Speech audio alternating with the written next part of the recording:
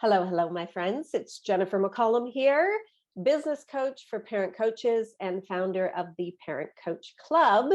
And I have the fabulous Melissa Corkum here with me today. Hello, Melissa. Hey, Jennifer, it's so good to be here with you.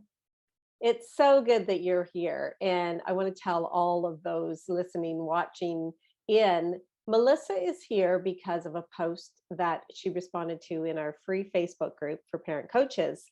One of the parent coaches were asking, I really, really want to do this work. I want to be a parent coach, but can you even make money at it? And Melissa said, well, yes, you can.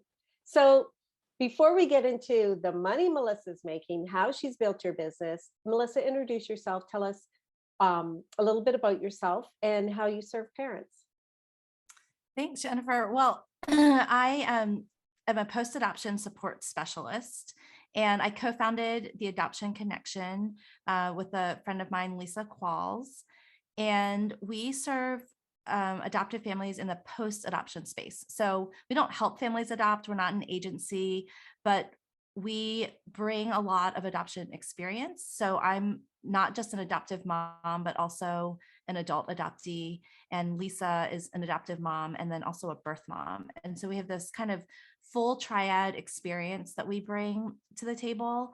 And we value a lot of experience. So we host a podcast and we interview a lot of birth moms and adoptees, and then also provide a lot of resources to adoptive parents. And so my focus in particular is around brain-based solutions, really a nervous system nerd. And so I kind of tell parents that like our goal is for them to laugh more and yell less in their families. And we also have a huge faith-based component. We do a lot of like spiritual formation and spiritual direction with our community as well.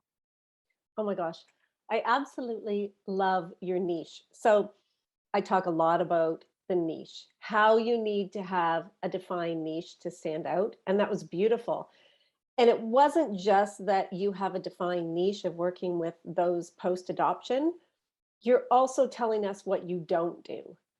And I think that's super important too when you're trying to reach your ideal client. Like, here's what we do, and here's what we don't do. That kind of really super defines exactly what your niche is and the audience you serve. So thank you. So good. All right. How long have you been in business? So I um I, I joke that I was a volunteer parent coach for years. We went through a program called Empowered to Connect back in 2012, and we're actually trained as parent trainers to kind of do this as a ministry and really not to get paid, but just to serve parents in that way.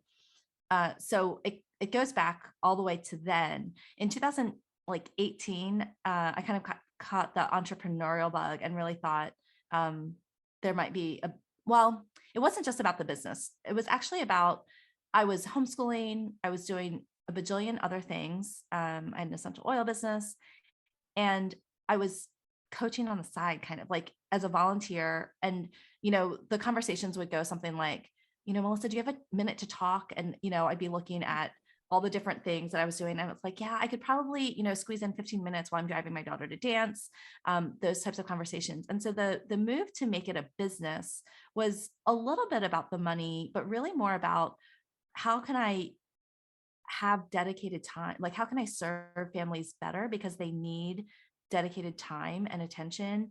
And that needed to be a job, it needed to be a job so that I didn't have to put time into other, another profession, another job.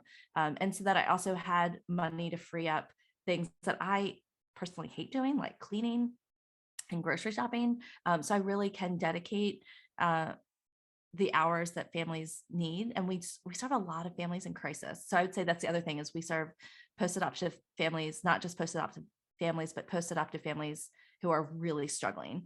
And so that's kind of how it started. So it's been about 4 years, and it wasn't always the super niche because I was afraid that there weren't going to be enough people in this particular niche. So I started out as a parent coach, a broad parent coach, happened to know a lot of adoptive families, served a lot of adoptive families, tried to have two businesses run, like one that was very specific to adoption, and then like another one that like would serve all the other families, and tried to focus on things like ADHD because that kind of was like a buzzword and seemed, really popular and all of that.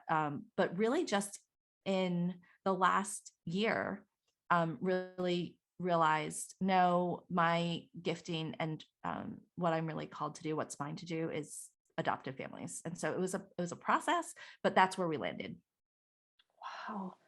I just want to pause for a second there and point out something else that you said about starting as a general parent coach. And you're here to talk about making money as a parent coach. So I just want to point out how when you started out as a parent coach, when did the income that you wanted, did it come in when you really niched? When you focused in one area instead of the two websites, like you said? Yeah, it did. And it wasn't even just the niche. It was like we built out a very specific program that I felt like all parents needed to, it's like our gatekeeping thing. And we have a couple other streams of income, but our higher ticket product, like I don't do just one-off private sessions anymore. Like we funnel everyone into this program. And I think I wanted to be everything to everybody. Like I wanted to be able to, yeah, I can solve that problem for you. But there's kind of really we have a low price course on something called blocked care. And that's something we're super passionate about.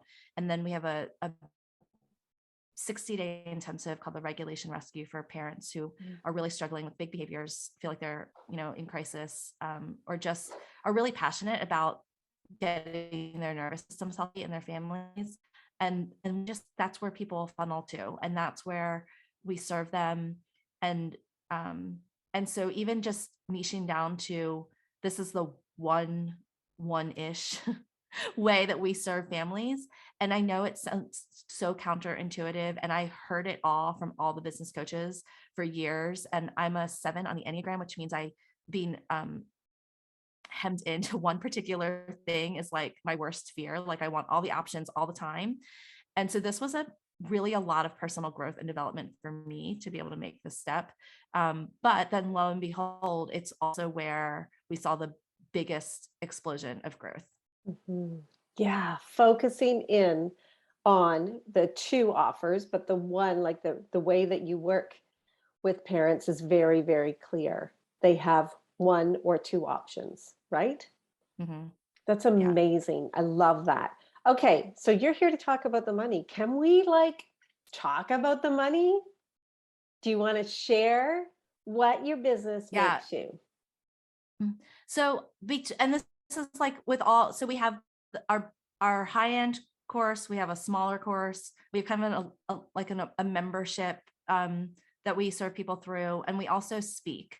And so through all of those, pretty consistently, we're making 10K months.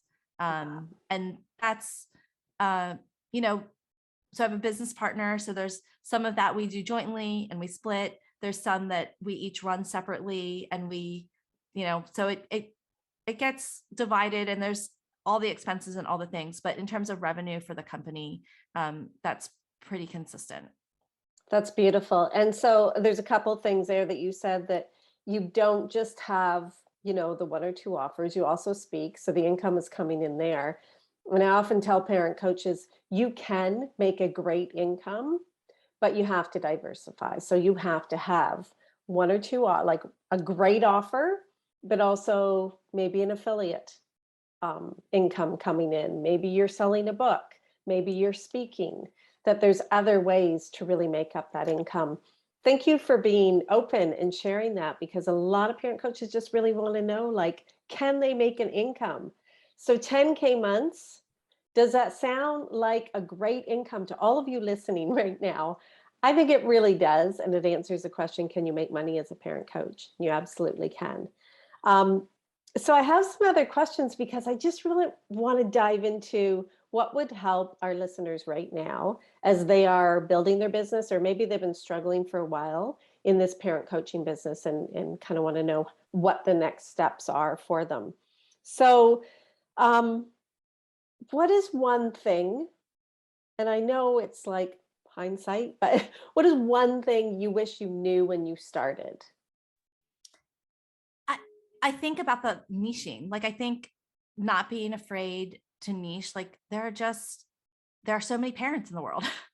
And within that, there's so many parents of one particular thing. And you just don't need millions, right? Like we serve a couple hundred folks who pay us, and we serve a couple thousand folks who, are on our email list or in our free Facebook group.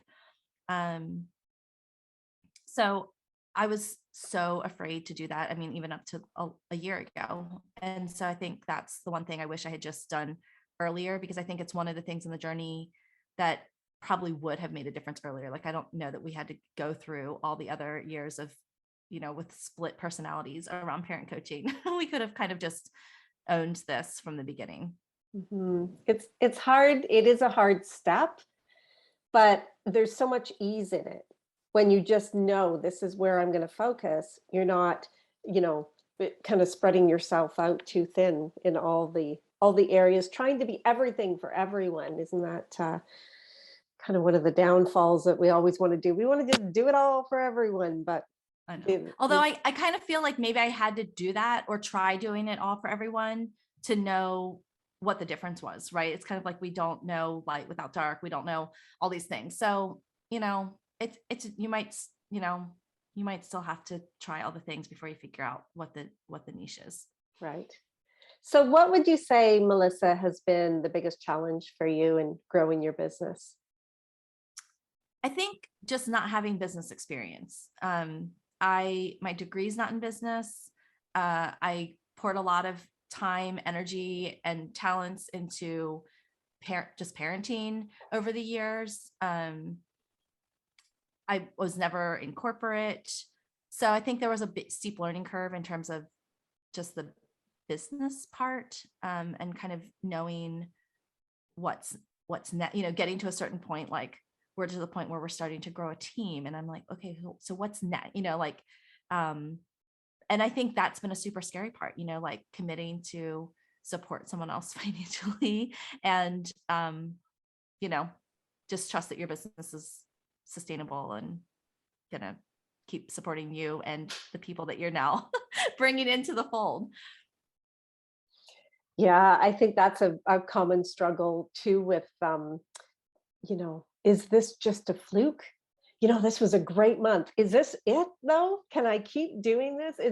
I think for every business owner, it's a concern for sure. So that business part of it, tell me when you got into the coaching, did you have certification or was it the education that you had up until that point? What did you have going into it? A lot of experience. Mhm. I did get a life coach certification because I really felt like at the beginning I needed something, since I didn't have letters, in this space. I feel like there's a lot of, there's a lot of licensed people, clinical social workers, therapists, psychologists. Um, we are really passionate about the Enneagram, so we did get that certification as well. And then our high ticket course includes a listening therapy called the Safe and Sound Protocol. So we're safe and sound practitioners. And so I think, but that all came from really, listening to where the highest need was and kind of be willing to go into those spaces. So yeah, but generally just a whole lot of experience. Mhm. And so the education that you got was it after you started coaching, you realized, oh, this would be helpful and I'll go take the life coach certification or? I think I needed the life coach certification to help me be confident enough to dive into the business. Mhm. Um, Confidence has really been everything, right? Like if we're confident, uh, our audience in particular just values experience. It turns out less letters and a lot of experience. And so the more we've built our confidence, the less, like I don't even list that I'm a certified life coach anymore. It just seems so unnecessary and inadequate at this point.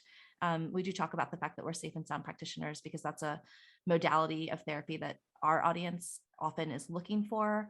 But yeah, I mean, I think it's just been by word of mouth growing our audience with people knowing that they can trust our authenticity, our honesty, where we've been.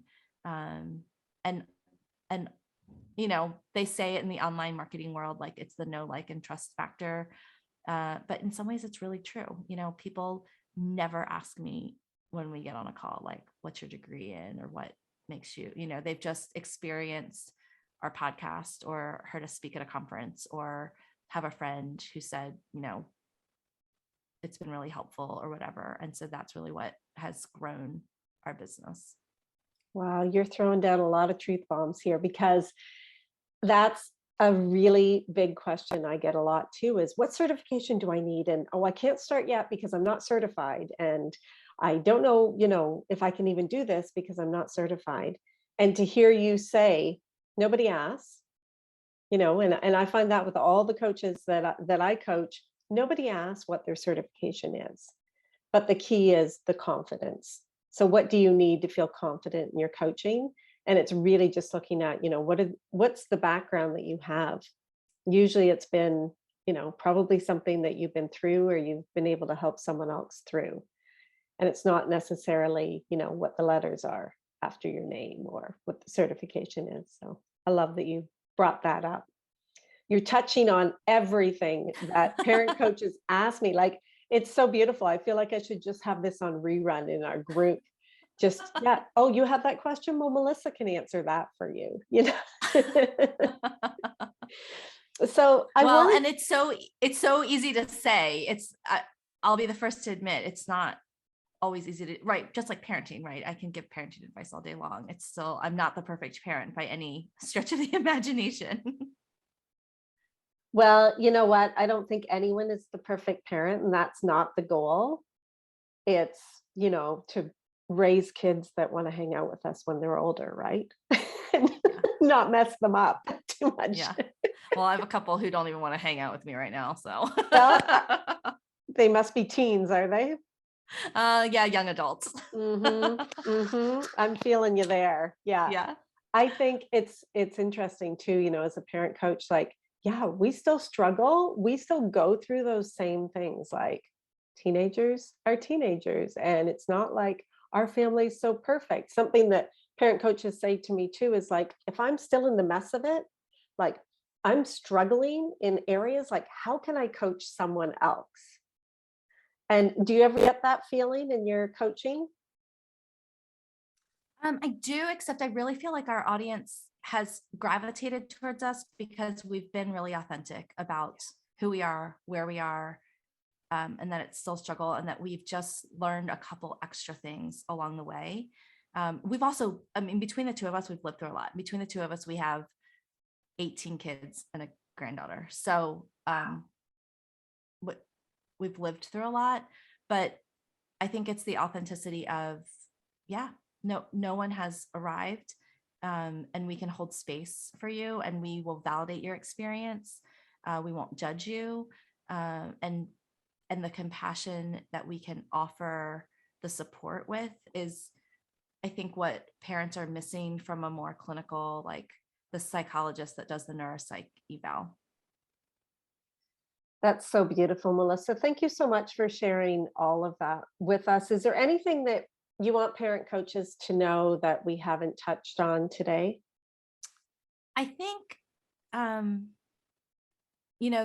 they say you need to, find the problem, like meet the need, find the problem. If you can find the thing that will set you apart from other parent coaches, I think that's the biggest thing, right? Like, we don't know of any other parent coaches who are specifically helping adoptive families work through blocked care from a triad perspective, right? Like, that's just right. And that's not for everyone, but it's for a certain group of people. And so whenever I meet another parent coach, like, my first thought is always like, but why you over now? There's right? Like now there's business coaches for people in the parent coaching business. There was so long where the parent coaching business was like, well, I've never heard of a parent coach before. So I get, like you're the only one I know. So I'll just choose you. But there's more and more. And so as there's more and more, I think the biggest question we can ask ourselves is what makes us different from other parent coaches. And I that's probably where the biggest secret sauce is. Wow. Another great tip. So you stated who you're for, who you're not for, and what makes you different. I think those are great takeaways, as well as every single thing you said today. So thank you so much. Tell us where we can find you, because I know parent coaches are going to want to check you out. And if those parent coaches happen to be adoptive parents, they're really going to want to check you out. So tell us where we can find you. Well, we're the Adoption Connection is our website, and the podcast. It's the name of our Facebook community. We have a free Facebook group, and we're you can look us up by that name on Instagram, but our actual handle is Post Adoption Resources. Awesome. And the website, theadoptionconnection.com. Awesome. Thank you so much, Melissa. I appreciate you and all the good work you're doing in the world. Keep it up. The world needs you. Well, thanks, Jennifer. Thanks for all you're doing to support those of us who are supporting parents. There's always great people behind, all the people doing great work in the world. Oh, thank you. Well, I hope you come back again. Keep us updated. I'm sure this is just the beginning for you. And I can't wait to see where you go from here. Thanks, will do.